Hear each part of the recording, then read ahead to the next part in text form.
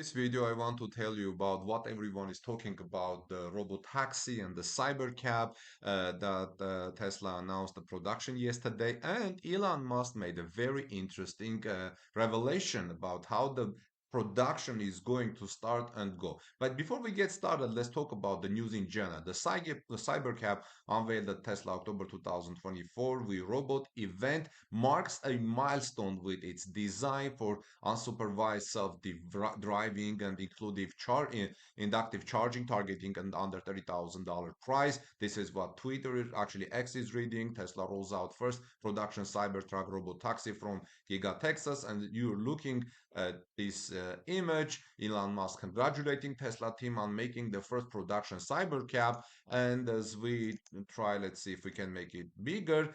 Yeah, the entire team is here. Just a big question. Why didn't they put the Cybercab in the middle? Why are they hiding the vehicle? I have no idea. And if you guys know the answer, please let me know. Because when we're looking at other places, like for example, this thing, the person is saying, why wouldn't they park the car in that car size space, front and center? Indeed, I mean, wouldn't you park the car right here in this place? I think that would make a lot of sense, right?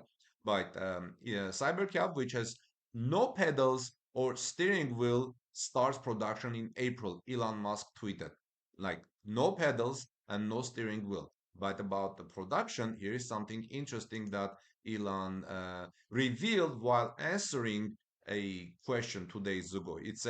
He said, it's an all new product and radical redesign of a car manufacturing to achieve 5 times higher production rate, which means the output S curve will be very slow in the beginning, but ultimately super high volume. Okay, so Tesla want to reach 5 times production rate. The output S curve will be very slow in the beginning, but ultimately super high volume. I mean, I agree with some people. For example, this person, simplified engineer, who is asking here, can someone explain to me why existing Model Y cannot be repurposed as robotaxi? Why do we need a two-passenger car with kind of awkward door instead of Model Y? Pretty much no family with kids or parents or pets will fit in a two-seater robotaxi. What do you think, friends? Let me know your thoughts in the comment section below. This is Armen Harayan from torquenews.com. Please also visit us at torquenews.com for daily automotive news. God bless you, and I'll see you soon in our next report. And let me know if you find this format of reporting interesting. See you soon in our next report, friends.